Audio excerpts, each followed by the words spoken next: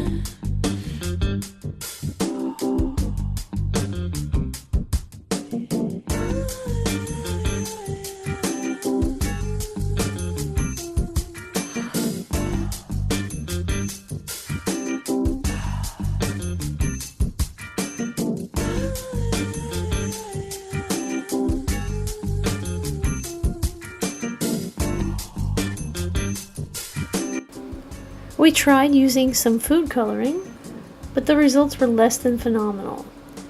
It's like the alcohol took all of the moisture completely out and it just gave up. So the next thing we did was RIT Dye, and that turned out really well.